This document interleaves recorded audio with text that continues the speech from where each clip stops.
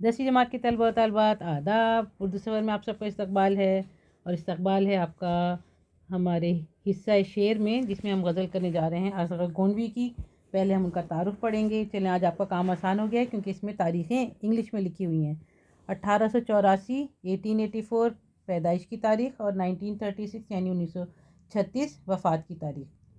असगर गोंडवी का असल वतन गोरखपुर था, लेकिन उनके वालिद मौलवी तफज़्ज़ुल हुसैन जो कानून गो थे, मुलाजमत के सिलसिले में एक तवील मुद्दत तक गोंडा में रहे, इसलिए आप असगर गोंडवी के नाम से मशहूर हो गए। असल नाम असगर हुसैन था। इब्तिदाई तालीम घर पर हुई। इसके बाद गवर्नमेंट हाई स्कूल गोंडा में दाखिल हो गए, मगर घरेलू परेशानियों की वजह से स्कूल छोड़ दिया और इस तरह उनकी तालीम मुकम्मल ना हो सकी। ज़ाती मुताले और गौर व फ़िक्र के ज़रिए उन्होंने अच्छी खासी काबिलियत पैदा कर ली। देखें, इससे ये बात पता चलती है कि किसी परेशानी की वजह से उन्होंने अपनी तालीम का सिलसिला मुनक़ता कर दिया था, लेकिन उनको मुताले का शौक़ था तो और गौर व फ़िक्र की आदत थी, तो इसको उन्होंने जारी रखा। तो इस तरह उन्होंने अपने अंदर काफ़ी काबिलियत पैदा कर ली। तो ये जो दो चीज़ें हैं, अगर ये इंसान करता रहे तो वो इंशाल्लाह ज़रूर काबिल इंसान बन जाएगा। असगर ने अपने इब्तिदाई कलाम पर इस्लाह यानी करेक्शन मुंशी खलील अहमद वजद बलग्रामी से ली। बाद में कुछ गज़लें मुंशी अमीरुल्लाह तस्लीम को भी दिखाईं। असगर एक मुत्तकी और परहेज़गार इंसान थे, मतलब नेक इंसान थे, मगर वो ज़ाहिद खुश्क नहीं थे। इनके मिजाज में रंगीनी और ज़राफ़त थी, यानी मज़ाह भी करते थे। तबीयत तसव्वुफ़ की तरफ माइल थी, यानी दीनी ख़यालात उनके मिजाज में थे। इसलिए काज़ी शाह अब्दुल गनी से बैत की।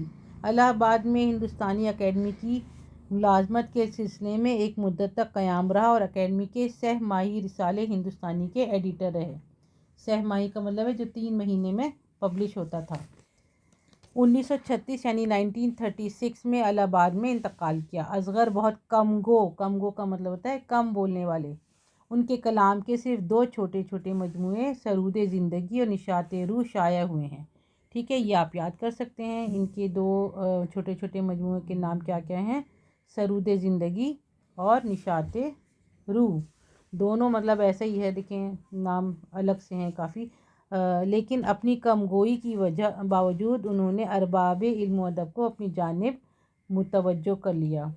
ठीक है, उनके मुनफरिद मतलब बिल्कुल अलग हट के उनका जो अंदाज़ था, मुनफरिद रंग की इब्तिदा निशात रूह से हुई। वो फरसुदा और पेशपा अफ्तादा मज़ामीन से गुरेज़ करते थे, मतलब पुराने ख़यालात पुरानी बातों से बचते थे। ज़बान और बयान और ख़यालात दोनों एतबार से उनका कलाम आमियानापन से पाक है। मतलब एक जैसे एक आम सा रूटीन होता है, एक आम सी बातें होती हैं, आम शायरी होती है, उस तरह का नहीं था, बल्कि उनका अलग था। उनके लबो लहजे में एक मतानत आमेज़ रंगीनी, ज़बान और बयान में एक आलमाना वक़ार और ख़यालात व महसूसात में पाकीज़गी और लताफ़त पाई जाती है। तसव्वुफ़ और मार्फत के मज़ामीन को कैफ़ व सुरूर के साथ नज़म करते हैं। उनकी गज़ल में निशात और सरमस्ती की जो फ़िज़ा पाई जाती है, मतलब एक मज़ा पाया जाता है, वो दिल पर असर करती है। चलें, अब आ जाते हैं गज़ल की तरफ। ये आपकी किताब में गज़ल लिखी हुई है। पाता नहीं जो लज़्ज़ते आहे सहर को मैं, पाता नहीं जो लज़्ज़ते आहे सहर को मैं, फिर क्या करूँगा लेके इलाही असर को मैं। जीना भी आ गया मुझे, मरना भी आ गया, पहचानने लगा हूँ तुम्हारी नज़र को मैं। वो शोखियों से जलवा दिखाकर तो चल दिए, उनकी खबर को जाऊँ कि अपनी खबर को मैं। आहों ने मेरी खुरमने हस्ती जला दिया, क्या मुँह दिखाऊँगा तेरी बरक़े नज़र को मैं। असगर मुझे जुनून नहीं लेकिन ये हाल है, घबरा रहा हूँ देख के दीवार उधर को मैं। ठीक है, इसमें जो थोड़े से लफ्ज़ अगर आपको मुश्किल लग रहे हैं, उनके हम पहले मीनिंग देख लेंगे ताकि हम तर्जुमा कर सकें, मतलब ये कि तशरीह बता सकें मुख्तसर। लज़्ज़त का मतलब होता है मज़ा, और आहे सहर का मतलब है सुबह के वक्त आहें भरना या अपनी तकलीफ़ बयान करना। शोखी का मतलब है शरारत। जलवा का मतलब है दीदार, नज़ारा या नूर। खुरमन का मतलब है ज़िंदगी के तिनके या खलियान। बर्क़ का मतलब है बिजली। जुनून का मतलब है पागलपन या दीवानगी। तो पाता नहीं जो लज़्ज़त आहे सहर को मैं, फिर क्या करूँगा लेके इलाही असर को मैं। इसका मतलब ये है, शायर कहता है कि ए मेरे रब, जब सुबह सुबह आहें भरने से मेरे महबूब पर कोई असर नहीं होता, तो मैं ऐसा असर क्यों लूँ जिसका कोई फ़ायदा ही नहीं। ठीक है, या फिर ये इसका मतलब ये भी हो सकता है कि जब मैं सुबह उठकर कोशिश ही नहीं करता, मैं अपनी فریاد، اپنی اپنی التجا بیان ہی نہیں کرتا، اس میں لطف ہی نہیں محسوس کرتا اور میں عادت نہیں ڈالتا، تو پھر میرے مسئلے کیسے حل ہوں گے، یا میرا جو ہے کیسے بیڑا پار ہوگا، یا اسی طرح ہم لکھ سکتے ہیں کہ ہمارا مسئلہ کیسے حل ہوگا، ہماری کیسے امید بر آئے گی۔ تو مطلب یہ کہ جب تک میں اس کا مزہ نہ چکھ لوں اور اس کی عادت نہ ڈال لوں تو میرا مسئلہ اٹکا ہی رہے گا۔ جینا بھی آ گیا ہے، مجھے مرنا بھی آ گیا، پہچاننے لگا ہوں تمہاری نظر کو میں۔ اس میں شاعر کہتے ہیں کہ اے میرے محبوب، جب سے میں نے تمہاری بدلی ہوئی نگاہ کو پہچانا ہے تو مجھے جینے اور مرنے کا ڈھنگ آ گیا ہے، مطلب مجھے عقل آ گئی ہے۔ مطلب جیسے کچھ لوگ ہوتے ہیں، دوست ہوتے ہیں، پہلے اچھے دوست ہوتے ہیں، پھر بدل جاتے ہیں یا بے وفا ہو جاتے ہیں، تو جب سے مطلب ہم نے آپ کی نظر کو دیکھا ہے، آپ کا بدلا ہوا رویہ دیکھا ہے، آپ کے جیسے پہلے ہمارے تعلقات تھے وہ مطلب اچانک سے بدل گئے ہیں، تو اب مجھے جینے اور مرنے کا تجربہ آ گیا، مجھے پتہ چل گیا کہ زندگی میں کیسے کیسے لوگوں سے سابقہ پڑتا ہے۔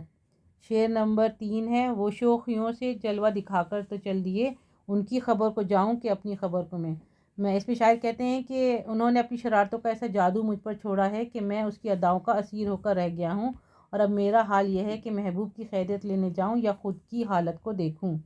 مطلب ایک طرف میرا دھیان ادھر بھی لگا ہوا ہے کہ میں جاؤں دیکھوں، اور دوسری بات یہ ہے کہ میں تو گم ہو گیا ہوں، مطلب خیالات میں گم ہو کے بس اپنی جگہ قید ہو گیا ہوں، اپنی جگہ ہی بیٹھ کر رہ گیا ہوں، تو میں اپنی خبر لوں یا اس کی خبر کے لیے جاؤں۔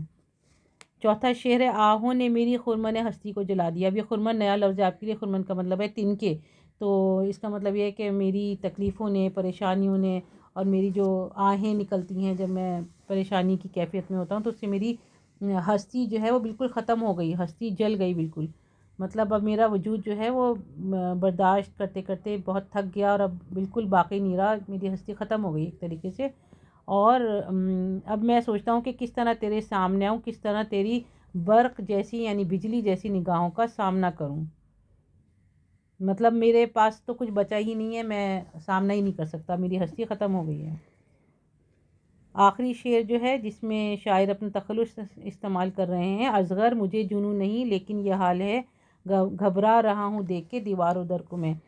شاعر کہتا ہے کہ میں کسی طرح کے پاگل پن اور دیوانگی میں مبتلا نہیں ہوں، لیکن پھر بھی یہ حال ہے کہ اپنے گھر کی در و دیوار کو دیکھ کر پریشان ہو جاتا ہوں۔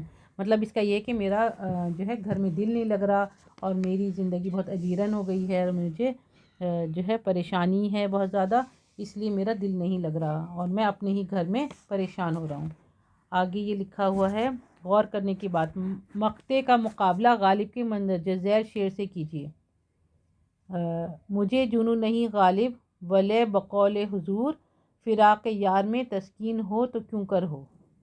حضور کہا انہوں نے بادشاہ بہادر شاہ ظفر کو، اور دوسرا مصرع بادشاہ کا ہی ہے، ٹھیک ہے، یہ انہوں نے کیسی بات لکھ دی ہے، اور آگے ہم اس کی تشریح کریں گے۔